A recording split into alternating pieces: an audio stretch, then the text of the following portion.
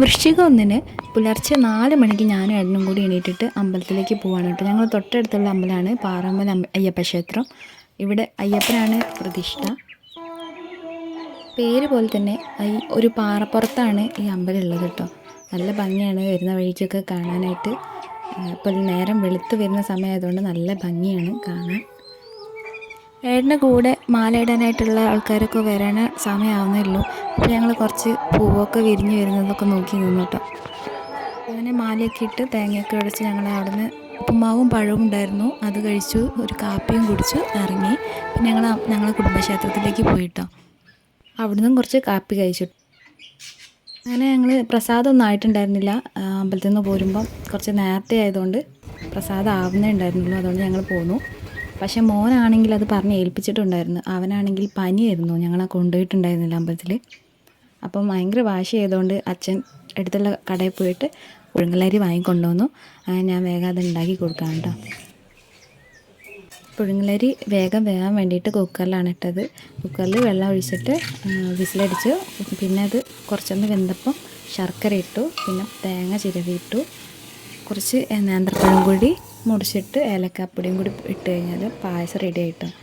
പിന്നെ അത് കൊടുത്തപ്പോൾ അത് കഴിച്ചതിന് ശേഷമാണ് കുറച്ച് വാശി കുറഞ്ഞത്. ആകെ അതേ കഴിച്ചിട്ടുള്ളൂ, വേറെ ഒന്നിനും രസമില്ല, ചായ ഒന്നും കുടിക്കാനൊന്നും കൂട്ടാക്കിയില്ല. അങ്ങനെ അത് കൊടുത്തു, അവനെ സമാധാനിപ്പിച്ചു.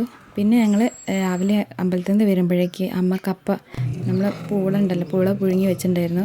അപ്പോൾ ഞങ്ങൾ ചെറുപയർ ഇട്ടിട്ടാണ് പുഴുങ്ങാറ്. അപ്പോൾ അത് കുറച്ച് വെച്ചിട്ടുണ്ട്. ഏട്ടന് ഇത് കുറച്ച് അല്ലാണ്ട് വേണം, ചമ്മന്തി കൂട്ടി കഴിക്കണം, പൂതി ഉണ്ടെന്ന് പറഞ്ഞപ്പോൾ അങ്ങനെ ഉണ്ടാക്കിയതാണ്. അങ്ങനെ മഞ്ഞളിട്ട് വേവിച്ച പൂള എടുത്ത് വെച്ചിട്ടുണ്ട്. പിന്നെ ഇതിലേക്ക് കൂട്ടാനായിട്ട് കാന്താരി മുളകിൻ്റെ ചമ്മന്തിയാണ്. കാന്താരി മുളകും ചെറിയുള്ളിയും വെളിച്ചെണ്ണയും കൂടി ചേർത്തിട്ട് ചമ്മന്തിയാക്കി എടുത്തിട്ടുണ്ട്. നല്ല ടേസ്റ്റ് ഉണ്ടായിരുന്നു കേട്ടോ. ഇനി ചായയൊക്കെ കഴിഞ്ഞിട്ട് കുറച്ച് കണ്ടത്തിൽ പണിയൊക്കെ ഉണ്ട്. ഇവിടെ കുറച്ച് മധുരക്കിഴങ്ങ് വെച്ചിട്ട് മുള വന്നു പോയിട്ടുണ്ടായിരുന്നു. അപ്പോൾ അത് കുറച്ച് നമുക്ക് നട്ട് പിടിപ്പിക്കാനുണ്ട്. അത് കുറച്ച് നടാനുണ്ട്. അത് ഞാൻ കുറച്ച് മണ്ണൊക്കെ നിറച്ചിട്ടിട്ടുണ്ട്. എല്ലാ പ്രാവശ്യവും ഇവിടെ പച്ചക്കറി നടാറുണ്ട് കേട്ടോ. എൻ്റെ വക എനിക്കതൊക്കെ ഭയങ്കര ഇഷ്ടമുള്ളൊരു കാര്യമാണ്. ചെടിയൊക്കെ കുഴിച്ചിടുക, പച്ചക്കറി അത് മുറിച്ചിട്ട് അത് കറിയോ ഉപ്പേരിയൊക്കെ ആകുമ്പോൾ ഒരു സന്തോഷമാണ്. അപ്പോൾ പക്ഷേ ഞങ്ങളിവിടെ വെള്ളം കയറുന്ന സ്ഥലമായതുകൊണ്ട് അത്രയും കുറേ വെക്കാനൊന്നും പറ്റില്ല. മഴക്കാലമാകുമ്പോഴേക്കും നമ്മൾ വിളവൊക്കെ എടുത്ത് കഴിയണം. ഇനി ഇത് കഴിഞ്ഞിട്ടൊരു ചേന മാന്താണ്ടായിരുന്നു. അതുകൊണ്ട് അച്ഛനെ വിളിച്ചിട്ടോ. ചേന ഞാൻ മാന്തി കിട്ടാത്തതുകൊണ്ടല്ല, അച്ഛനാണ് അതിൻ്റെ സൃഷ്ടാവ്. അതുകൊണ്ട് അച്ഛനത് മാന്തണം എന്നൊരാഗ്രഹമുണ്ട് ഇനി. അപ്പോൾ അച്ഛനെ തന്നെ വിളിച്ച് അങ്ങനെ അച്ഛനത് മാന്തിയെടുത്തു. അധികമൊന്നും മധുരക്കിഴങ്ങ് കുഴിച്ചിടാൻ ആഴത്തിലൊന്നും കുഴിച്ചിട്ടില്ല. ഒന്ന് മണ്ണ് ഇളക്കിയിട്ട് അതിലേക്ക് വെച്ച് കൊടുത്തിട്ടുള്ളൂ. പിന്നെ ചേന അത്യാവശ്യം വലിപ്പമുണ്ടായിരുന്നു കേട്ടോ. നമ്മളധികം കറിയൊക്കെ വെച്ച് ചേന വറുത്തിട്ടൊക്കെ തീർക്കും. പിന്നെ തേങ്ങ കൊപ്രയായിട്ടുണ്ടായിരുന്നു. അപ്പം മോനത് സഹായിക്കാൻ പോയതാണ്. കൊപ്ര കുറേയൊക്കെ ആയിട്ടുണ്ട്, കുറേ ഇനി ആവാനുണ്ട്. അപ്പോൾ ആയത് അപ്പോൾ നമ്മൾ റെഡിയാക്കി, ഏട്ടനൊക്കെ അത് റെഡിയാക്കി എടുക്കുന്നുണ്ട്. പിന്നെ ഇവിടെ നമ്മൾ മുറ്റത്തല്ലാതെ കുറച്ച് അപ്പുറത്തെ പറമ്പിലും വിരിച്ചിട്ടുണ്ട് ഉണക്കാനായിട്ട്. പിന്നെ കുറച്ച് വൈകും ഇതൊക്കെ എടുത്ത് വെക്കുമ്പോഴേക്കും. ഇപ്പോൾ തറയ്ക്ക് മണ്ണിനൊരു ചൂട് തട്ടുമ്പോൾ അതിൽ ഷീറ്റിൽ കിടന്നിട്ട് ഉണങ്ങിക്കോളും. പിന്നെ കുറേ ഉണങ്ങാതെ നമ്മൾ അടുപ്പിൽ വെച്ചിട്ടൊക്കെ ചൂടാക്കാറുണ്ട്, നമ്മളത് പൊളിച്ചെടുക്കാനായിട്ട് എളുപ്പത്തിന്. ആദ്യമൊക്കെ പറമ്പിൽ വെച്ചിട്ട് തന്നെ ചേവിലായിരുന്നു കൊപ്രയാക്കി എടുക്കൽ. അച്ഛൻ അങ്ങനെയാണ് ചെയ്യൽ.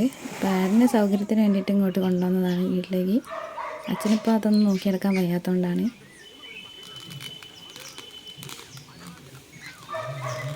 ഇന്ന് ഉച്ചക്കത്തേക്ക് പയറുപ്പേരിയാണ്. അപ്പോൾ ഞാൻ നട്ട പയറിന് കുറച്ച് വിളവെടുപ്പുണ്ട്. ഇതേ കുറച്ചേ ഉള്ളൂ കേട്ടോ, നമുക്ക് ദിവസവും ഉപയോഗിക്കാനുള്ള അത്രയ്ക്കേ കിട്ടുള്ളൂ.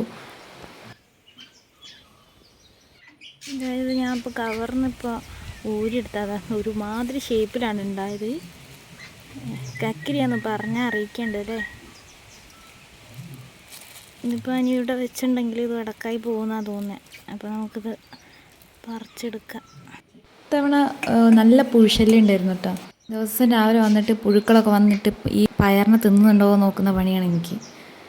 കാണുമ്പോൾ ഞാൻ അജറ്റുകളെ കൊല്ലും. എന്ത് സ്പ്രേ ചെയ്താലും അജറ്റുകൾ 2 ദിവസം വരാണ്ടാക്കും, പിന്നെയും വരും. ഇവിടെ മിക്കപ്പോഴും തേങ്ങ ഇല്ലാതെ തന്നെയാണ് ഉപ്പേരി ഉണ്ടാക്കാറ്. അപ്പം ഞാൻ തേങ്ങ ആക്കിയിട്ടാണ് ഉണ്ടാക്കിയത്. അപ്പോൾ അത്യാവശ്യം ജോലിയൊക്കെ കഴിഞ്ഞിട്ട് ഇനി മോനെ ഡോക്ടറെ കാണിക്കാനുണ്ട്, അതുകൊണ്ട് വേഗം പണി തീർക്കുകയാണ്. ഡോക്ടറെ കാണിച്ചു വന്നപ്പോൾ കുറച്ച് വൈകിട്ടാണ്. പിന്നെ ചോറൊക്കെ കഴിച്ച് വെയിലൊക്കെ താന്നപ്പം ഞങ്ങൾ കൊപ്പരയൊക്കെ എടുത്തേക്കാൻ തുടങ്ങി. അപ്പോഴും അവൻ്റെ സഹായം ഉണ്ടായിരുന്നേ. ഓരോ വാശി വരുമ്പോൾ നമ്മൾ ഓരോന്ന് സഹായിക്കാൻ വരും. പിന്നെ ചെയ്യട്ടെ എന്ന് വിചാരിക്കും, അവൻ്റെ പ്രായം അതല്ലേ. അപ്പം അത്രയേ ഉള്ളൂ ഇന്നത്തെ വീഡിയോ.